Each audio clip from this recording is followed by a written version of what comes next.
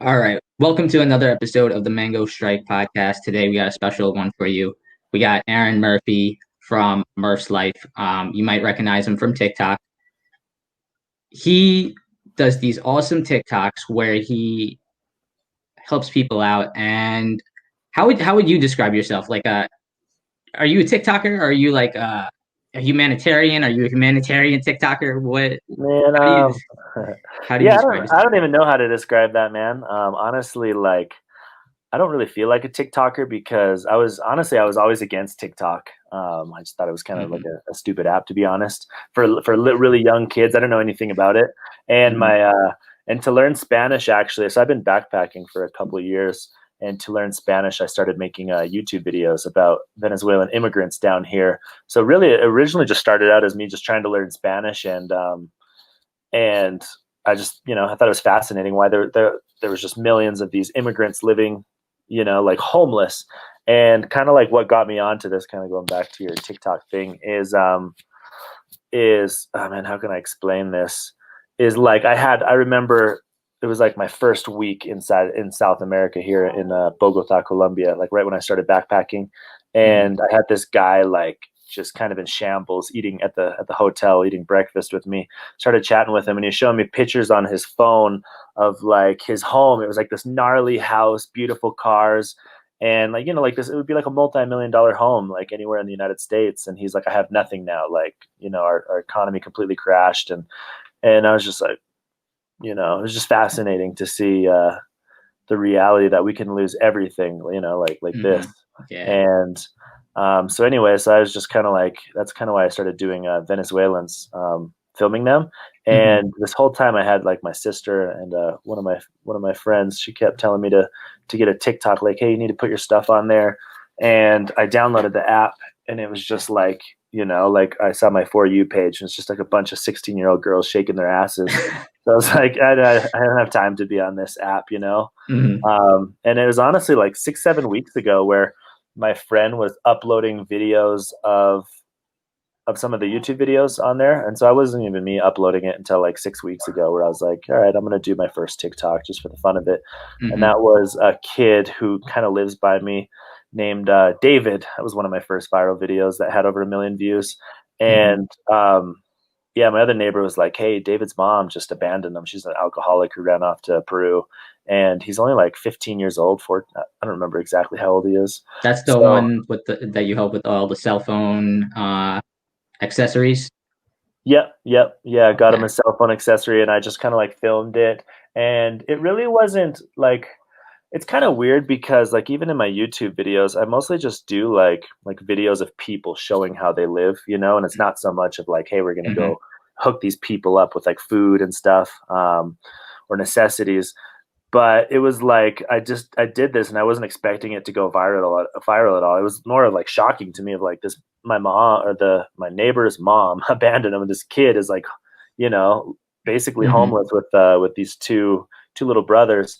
And so I kind of filmed that, and I had some friends from Facebook that were sending me money, for the people in the video, so gave them a little bit of money. And then yeah, so that's kind of like I woke up the next morning, and I was like, oh crap, like there's 1 million views on my on this Hmm. TikTok video. And one of my girlfriends said that female friends said that I should put a Venmo on there. So I put a Venmo, and then it was just like, oh, people started sending money. Hmm. So that's kind of how this happened, is the whole TikTok thing. Yeah. So did you like intend to originally just make YouTube videos and now you just like stumbled into TikTok and Yeah, basically. And okay. I mean, I love making YouTube videos. Hmm. It's kind of like my main passion with filming. Hmm. Um, but TikTok, yeah, definitely, it takes up so much of my time where I can't do as much YouTube anymore. Hmm. Um, but I mean, that's all right. It definitely helps out, kind of growing my YouTube channel, which is it's super small. Like, um, a couple of months ago, I was only at 700, 800 subscribers, and now TikTok helped it grow up to, I think I'm at 27,000 subscribers. Yeah, I saw that today. Yeah. Yeah, around 27. Yeah. So do you, when you started traveling, did you intend to always help people or did that just somewhere along the way happen? No, it was. I think it. So I mean, I don't know. It's just kind of always been my personality to, um, like if there's someone that I can help out, I'll obviously help them out if I'm capable of doing so. But what really Hmm. got me onto this was when I was in Colombia. I was with a friend who was traveling with me for about 2 months, Hmm. and I was walking to. I was looking for a coffee shop to work from my laptop, and this Hmm. homeless kid came up to me and he asked me for a job, and I thought that was kind of cool because I was in Salt Lake right before I left, like I mean in Hmm. between Salt Lake and Orange County, and most of the homeless people there are usually just pretty, like I'm sure you know, like a lot of them is just like drug abuse for the most part. Yeah. Like there's always something that's keeping them homeless for the most part in the United States, and so just this is kind of like my first time seeing like there's a lot of poverty in South America where there's Yeah. no addiction, there's no drug abuse, it's just a whole different economy. Um, and basically this kid stops me and his name is Juan Carlos, and it's one of my first YouTube videos, but it was just like for fun. We're like, hey, let's hook this kid up with a food cart. Or Hmm. not a It turned into a food cart, but the video was like we just literally just went to the store and got him a plastic like tub, and we filled it up with, because there you can sell cigarettes legally in the streets, but we filled it up with like chips, cigarettes, drinks, and he sold this, and he was able to like get into like a small, live in a hostel apartment kind of thing, like a one room bedroom, Hmm. and I was just like, I don't know, it was like really eye opening. I don't remember how much we spent. Maybe it was like 50, $80 total on kind of getting them going. Dang. That was like kind of what hooked me. I'm just like, shit, like I've spent how much money on bars on the weekend, you Hmm. know, and this small, tiny, not even investment, like amount of cash was able to get someone, Yeah, and it's not change even their like life. you gave him a fish. You kind of taught him how to fish there too. Like Uh-huh. you set him up for to be sustainable on his own and independent, which is pretty cool. Yeah. Yeah, that was pretty cool. That's kind of what I'm trying to shift into, especially like with TikTok donations and stuff. Is Hmm. is like the two things with charity. And I've always kind of been against charity, to be honest, just because like I had a lot of friends that worked for charity organizations, and some of them, were like on six-figure salaries and whatnot. Hmm. And so it always just kind of put like a weird, like just hearing a lot of like my wealthier friends talk about like when they talk about charity, it's mostly just for tax purposes, just it's Hmm. financial. And so kind of with this, what I want to do with it is really like I enjoy showing people exactly where their cash goes, and instead of like having this to where people can donate cash and they don't know where it goes. That happens a lot of times. Like you donate 100 grand to a charity, and it's just like, oh, where the hell did my money go? Yeah. Like, is it paying for commercials? Is it paying for salaries type thing? But kind Hmm. of with this, like the goal and idea is really to show people where it goes, and then what you're saying is teaching people how to fish. So that's kind of what I'm working on right now. Is I call it the Gringo Loco because that's what we called our first one as a joke. Everyone was calling me that down there. So like these Gringo Loco food carts, and right now I've built about 15 of them, and Okay. it's fast food like hamburgers, arepas for Venezuelans. We have a couple for fruit cups that have like chopped up fruit with like cream that are pretty popular that people like to buy down here. Awesome. Awesome. So when when you help out these Venezuelans that are traveling, what is it that they blame for their situation? Is it the government over there, or what is it? What are they fleeing from, basically? Yeah, I'm not a huge expert like on the whole political situation over there, but I Hmm. mean the main thing that they always tell me is Maduro, the president over there. So just a crazy dictator Hmm. who who's doing a lot of chaos. Okay. One question I had was like, how far does the dollar go over there? I see that they use a dollarized currency system where I guess either their currency is tied to the U.S. dollar or they just use the U.S. dollar directly. Um, how far does $1 go there? How much can you get for? Yeah. As far as I know, in South America, it's just Ecuador that uses, and I haven't been to all the countries down here, but Mhm, Ecuador yeah. uses basically 100% U.S. currency. They've been doing that for a few years now. Hmm. I didn't know that until I got down here, but it also depends too, like where you're at. So if you are like in a really, so I just went to Esmeraldas. It's a really, what do you call it? Like a touristic area, Hmm. and so it's on the beach, and like the average plate of food out there, like if you wanted to get like rice, beans, and then say like fried shrimp or Hmm. like chicken. I mean, it was about $8, like $8 American, which is quite a bit because Yeah. um, everywhere else, That's like a lot. normal, like small towns, the average cost for going out to eat lunch, like you get your natural juice, you get a bowl of soup first, like chicken soup, and then you Hmm. have like a big plate of like rice, salad, and a meat. That averages $2.50 out here. So Okay. that kind Yeah. of just an idea, and that's eating out. Hmm. Okay. So like in the bigger cities in Ecuador, I guess the same normal prices that you would see anywhere else, but in smaller towns, you get a Mhm. bang for your buck. Yeah, Okay. and I mean, it's not even like the bigger, like you can still find those prices in the big capitals, like in Quito or Guayaquil.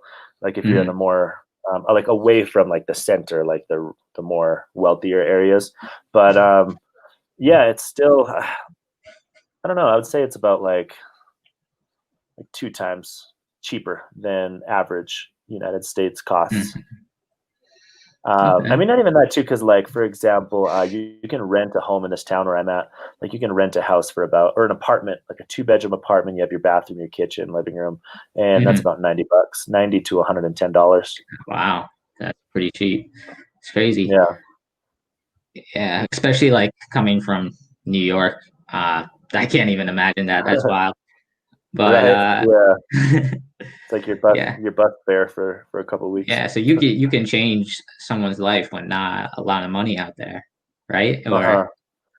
Yeah. interesting. Yeah, no, you really can. I mean, like, there's a lot of apartments here, which have. I've never seen this in the United States before, but it'll have like an apartment complex where the entire level will share one bathroom, and then you just rent like one bedroom, and like so, like Hmm. your kitchen is you have to buy like a little tiny, um, like oven thing that you just like plug into the wall here. Like it would literally just be like this bedroom here, Hmm. and those can cost like $50 a month, Okay, that's which are pretty pretty cool. pretty pretty kind of popular down here. It's pretty cool. So it's like a shared bathroom, kind of like a college dorm would be, or something like that. Yeah. Uh-huh. And a Okay. lot of them don't. I kind of stay in one about 3 days out of the week. And Hmm. actually my friends just left from there. So I have a bodyguard just because I'm always carrying around like 2, 3 grand in cash on me. Hmm. Um, and that's the one that I'll stay with for the most part. And he lives in one of these, Hmm. it's like a Venezuelan refugee apartment where it's a little bit cheaper Hmm. for them to stay in. And it's pretty disgusting. Like we don't have a toilet seat. So it's literally just like filled with piss all Hmm. the time. So Damn. it's out of a maybe like if you can think of like the worst college dorm bathroom. Damn, that must suck. But Yeah. yeah. So you talk about having a bodyguard because you carry around cash. Um, Uh-huh. so do you ever feel in danger out there or? Um, I probably should, but I really don't. Hmm. Mm, I've had maybe like two times where I felt a little sketched out. Maybe like one when I was in Rio in Brazil. It Hmm. gets pretty gnarly over there, and that was like people started throwing. Actually, a couple times in Brazil, people started throwing like rocks and breaking into the bus windows. They just like to rob the buses down there, Hmm. and So um, you were doing all this across um across South America. So I never saw any. I don't know if you have any episodes in Brazil or not, but I were you didn't doing this film before you any. were recording? No. I mean, are you talking about like the TikTok kind of stuff? TikTok, YouTube, whatever. Yeah. Were you doing this kind of stuff before you started on the So camera? Or? I started doing it like a year and a half ago, right when I got into Colombia in Hmm. Bogota, and I was like Hmm. in Bogota, Medellin, all over Colombia, and I was doing it. I started when I was at Medellin. No, actually Bogota, and then I went to Brazil for like 3, 4 months, and I wasn't filming anything out there. I was just visiting a lot of friends that I met out there like 10 years ago when I was living out there. Hmm. Um, and then I came back and I started filming again. And then what happened was I crossed the border. I left Colombia because I didn't want to get a fine for being there too long. And then so I get into Ecuador. And then as soon as literally the first day that I got into Ecuador was the start of the COVID pandemic, where all of the bus stations closed, no taxis. It was like some apocalyptic stuff, like military driving around with horns, like or sirens. Stay inside of your house, or you will get arrested.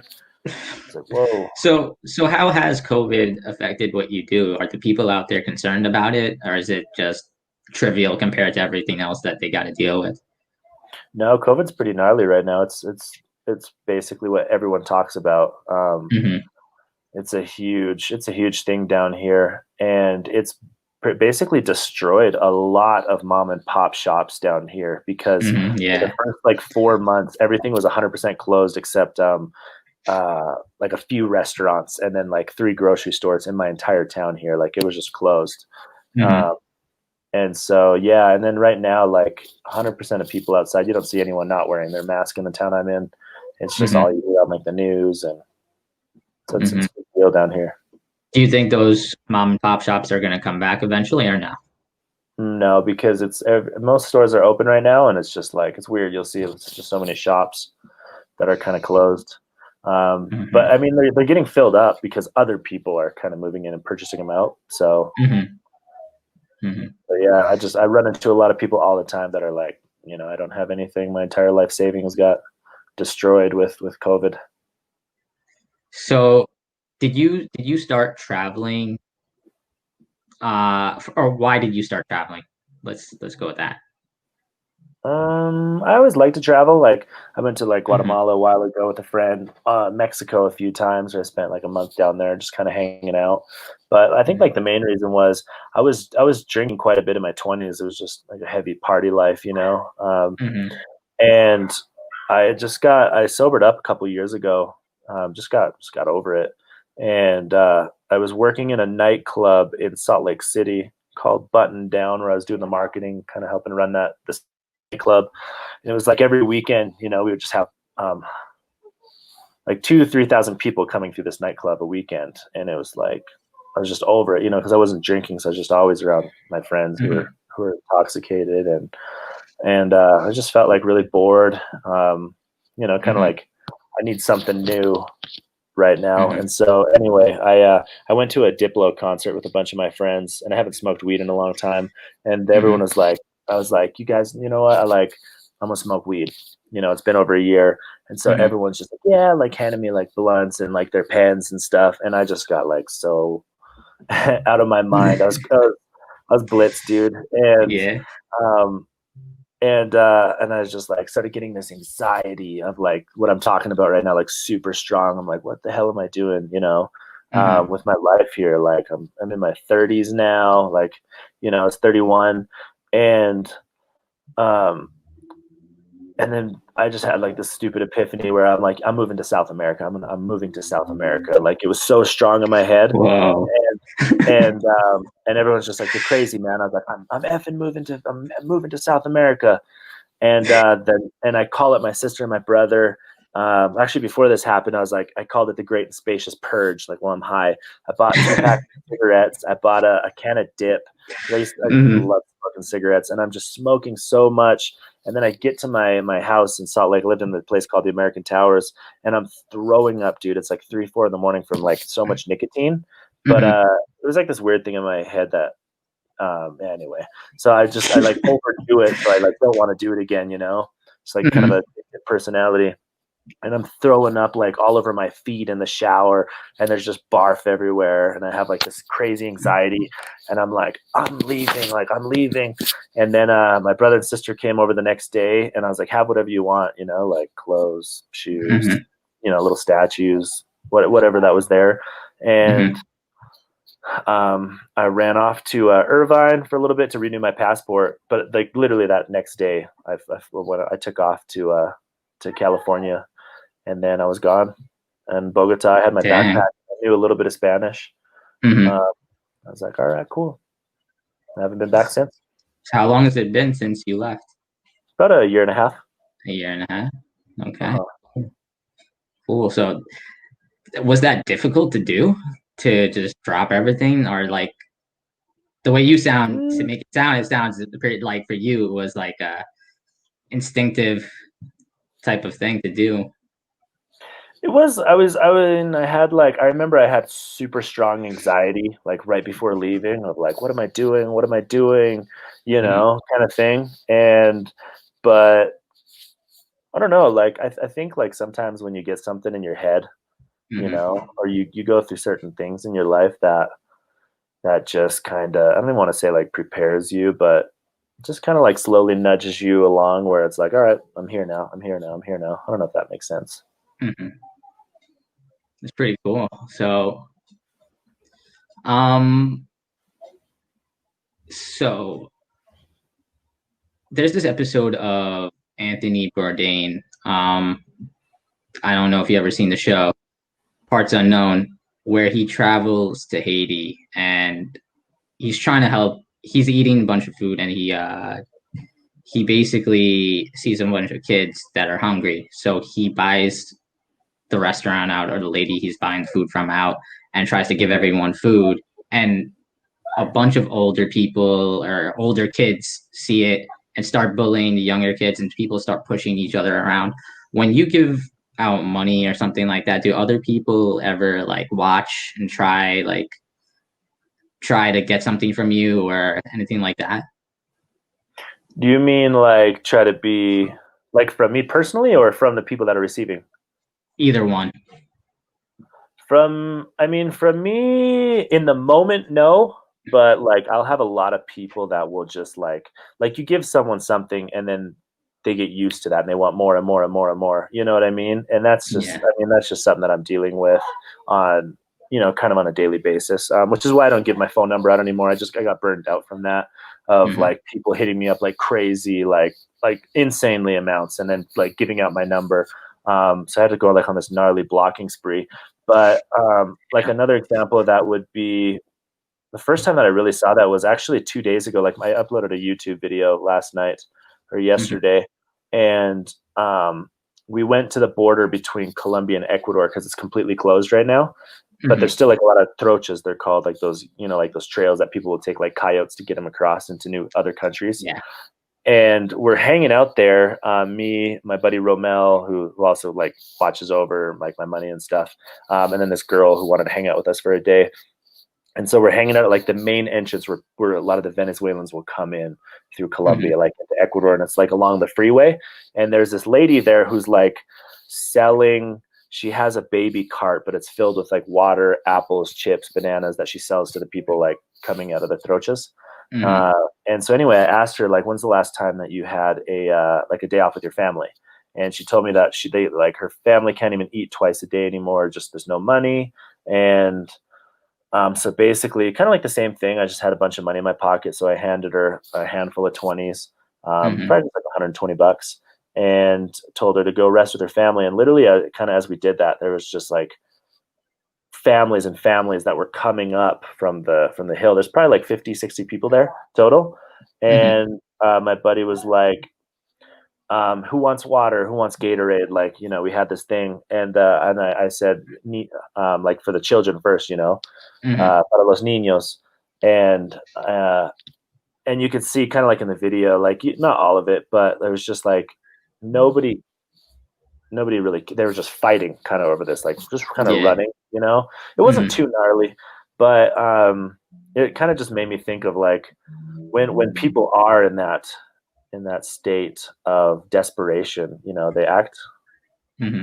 just in a different mind state, kind of in a like survival mode. So that Hmm. definitely does happen. Yeah. That's why I asked that question, because when I saw that, it reminded me exactly of that Anthony Bourdain episode, and it it does make me wonder. Uh, is it sometimes dangerous to to to do these nice acts of charity? Yeah, And is it still worth it? Like, what do you think? yeah, it is. It is super dangerous. I've had people follow me around, you know, Hmm. and I mean, like I'm on the border of Colombia, and not too far from here, there's a lot of Colombian guerrillas that are just known for kidnapping. Um, I've had like neighbors in Utah who's like a woman, her two kids were kidnapped in South America, and this is something that's like everyone, a lot of people in my town know who I am or like know what I do, Hmm. and because it's like a small town of like 70,000 people. So like when I go out, it's like gringo, gringo, you know, like sometimes they'll ask for pictures, like when I'm like grocery shopping and stuff, and Hmm. it's and I've had quite a few people, like some of my friends that are like that are kind of, you know, street people, you know, that'll like walk around with like knives and stuff. People that I just, you know, kind of get to know along just living here for Hmm. so long, and a lot of them too have came up to me. They're like, hey, like always watch your back, you know, like we've overheard people talking, like everyone knows who you are out here, and you just, you know, you just got to be careful. So definitely is, that is a reality. um Hmm. but I mean, that's a reality even in any first world country too, you know. um Yeah, that's true. in, in the United States, I'm kind of like anyone else. If I have a couple grand walking around, Hmm. you know, that's not too like crazy in a first world country, but for down here, that is like, you know, Hmm. it's a lot of money. And especially when you have a lot of desperate people walking around with, trying to find ways to feed their family when COVID kind of destroyed a Hmm. lot of micro economies out here. Hmm. So I did say 15 minutes. We're kind of over that. I will try and wrap it up pretty soon. So let's try and end it on more of a inspiring thing. Who is the most inspiring person that you've met on your journey so far? Mm, hmm. I think probably like I've met a lot of people. Honestly, I'm trying to think. Like a couple that come to my head right now is David. That first TikTok video. Like if you Hmm. watch his, like you see the TikTok, you know, that has the couple million views. Hmm. Uh, but I don't know if you've seen the YouTube video. It's like a complete different thing. That like you hear him talking about. Yeah. You really just got to hear that. Like when I was filming, I kind of got chills from it. I'm like, is this for real? Like talking about like when you fail, like keep your head up. Like you need to fail with Hmm. dignity. You know, I Yeah. mean, that kid is just like a fighter. And then Yeah. probably like my buddy, who's also my bodyguard, kind of helps me out down here, Romel. It's Hmm. a They were also in one of my first YouTube videos here in Ecuador, Hmm. and he's also a Venezuelan immigrant. Got here with his two little kids and wife. He worked 7 days a week without a day off for over a year, without even seeing his family. Like 5 o'clock in the morning, Really? back at 11 o'clock at Wow. night. But it's just like seeing him have so much, still be able to have so much joy, patience with people, like a positive outlook on life, and he just has a lot of faith in God, which I always respect people who are able to have such a solid amount of faith and be able to follow, Hmm. you know, morals, I guess you could say. Like Hmm. um, That why he would was be inspiring too is like, mhm. that was true with David too. I saw in the YouTube video. I think he was kind of religious too, right? Yeah, yep. Uh-huh. Where it's like you know, in like in the United States, what I've seen is people would lose their job, or their girlfriends would cheat on them, or boyfriends or whatever, and they'd be like, "How could God do this to me?" And like I've just heard that Yeah. so many times. Like, how could a God allow this to happen? Hmm. Where down here it's like people are, you know, like starving to death, and their kids are starving, and it's still like I always show that, like I try to show that like in my videos, and it's not because Hmm. it's anything religious purpose. It's just like, wow, like there's something there for us Hmm. to learn, um, how these people can still keep so much faith Hmm. in, you know, no matter what it is. And I think that's like, that's really good. Like when you are in trial sometimes, is to be able to look up to like a higher source or a higher power. Yeah. From what I see in your videos, it seems to give them hope, which Uh-huh. seems kind of important in that kind of situation. Yeah. So, so one last question. Saw on your Instagram story or something today. Is it true that you really wore one pair of pants for 5 years?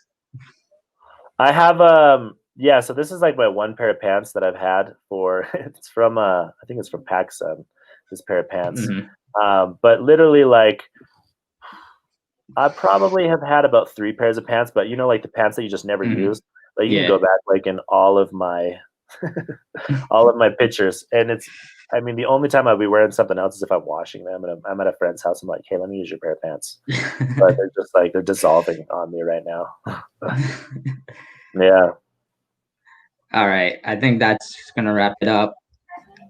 If you're listening, follow Murphslife on TikTok. If you're already following him on TikTok, follow him on YouTube or subscribe to him on YouTube for the full length videos.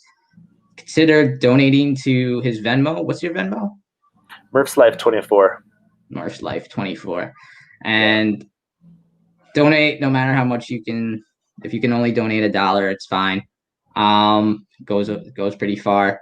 If you can't donate, giving him clout on it on TikTok is good too because that will definitely help the algorithm. So thank you for coming through, Aaron, and it's good to have you. thanks, man. Yeah, no, I enjoyed this, dude. It was cool. Awesome.